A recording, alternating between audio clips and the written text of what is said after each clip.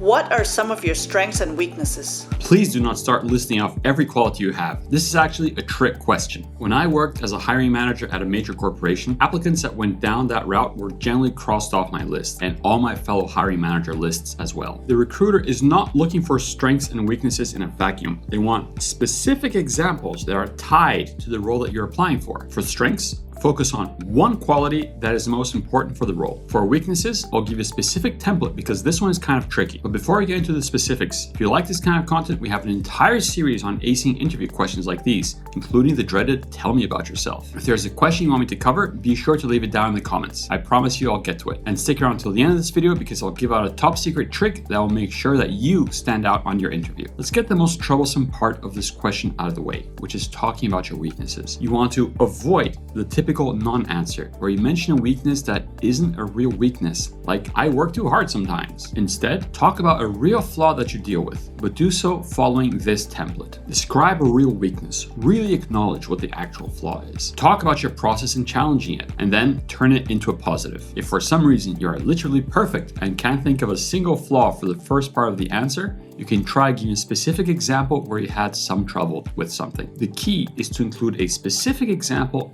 and keep your answer well organized. Here, the STAR method works exceptionally well. Situation, task, action, and result. Click up here for an in-depth video on how to master the STAR method and why it's such an interview superpower, in case you're not familiar with it yet. This is what an example answer would look like using our template. I have a really hard time with being a perfectionist. It's something that comes with the territory of being a high performer. It comes out a lot in my work, but has led to late deliverables in the past. In order to make sure that this issue does not become a bottleneck for my team, I limit myself to 2 revisions per deliverable. I do the first round of revision by myself, double checking my work to make sure it fits all the requirements. And the second round of revision with another team member where their fresh pair of eyes could help make things better. The best part is that I'm involving my team and removing some of the pressure off myself while still producing quality work on time. This example uses a pretty common answer that I've heard as a hiring manager a million times. I'm a perfectionist, which in any other situation would be brushed off as a fake weakness. But using this template, our answer actually stands out. By providing a specific problem, be late on deliverables, that helps make the weakness feel more real and with more real world consequences. Plus, the fact that we solved it and turned it into a positive shows growth and initiative.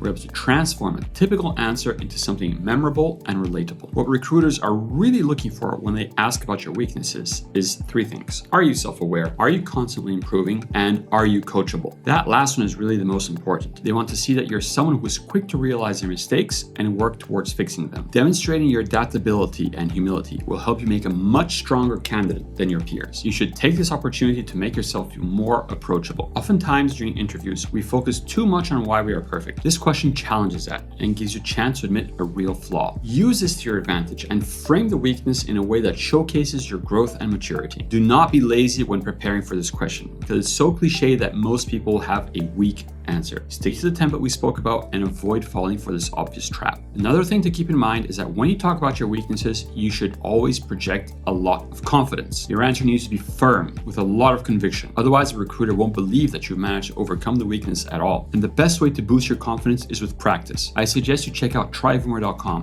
where you can practice on questions for thousands of companies and you get instant AI-powered feedback on your answers for questions just like these so you can quickly improve and land that dream job. Speaking of strong and confident answers, when a recruiter is asking for your strengths, they are not asking for a laundry list of qualities. Instead, what they want to see is how well you understand the role requirements. In other words, do you have what it takes to succeed? To properly answer this question, we have to go back to the job listing and look at the required skills. They will tell you what qualities you need in order to succeed. Most of the time, the first few qualities tend to be the most important. So from the top, pick 1 or 2 things that resonate the most with you. Even better is if you can draw specific examples that demonstrate mastery. Alternatively, if you've worked in the industry for a long time, you can also draw from your experiences to highlight the quality that is not mentioned, but you know to be necessary for success. Second strategy is riskier, but has a huge payoff. Anyone can talk about a strength that is mentioned in the job listing, but only experts know what it truly takes to succeed. In both cases, the key will be providing a concrete example that proves you have this strength and that it was core to your success success in the past. Here, the STAR method we discussed is also incredibly helpful in keeping the answer organized and efficient. Try this template when formulating your answer. Describe a strength that is necessary to be successful in the role. Give an example where the strength played a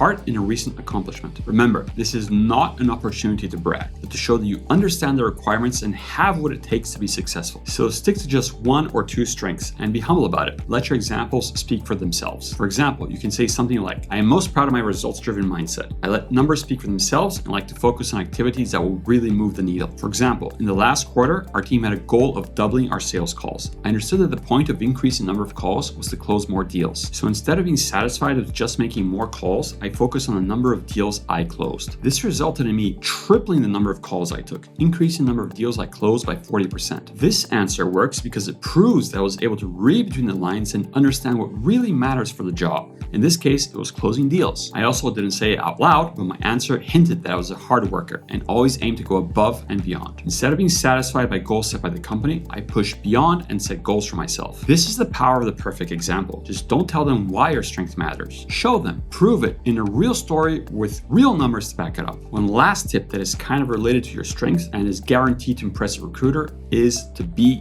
confident. I mentioned this earlier in the video, but it's important to come across as confident. This matters a lot because confidence leads to trust. At the end of the day, what the recruiter wants to know is if they can trust you to do the job. If you come across as confident in yourself, your energy will translate to trust. But there is a difference between confidence and arrogance. Nobody likes to know it all. That's why the templates ask you to pick specific examples to help back up your claims. The key to confidence comes down to being prepared and honest in your answers. Speak to what you know and prepare beforehand. Getting to the interview portion is already a major achievement. And another great way to boost your confidence is through practice. And the best way to practice for these interviews is on tryvoomer.com, where you can practice on questions for thousands of companies and get AI-powered feedback on your answers, so you can quickly improve and land that dream job. Let me know in the comments if you have any questions or comments, and I'll get back to them within a day. And as usual, good luck with your interview.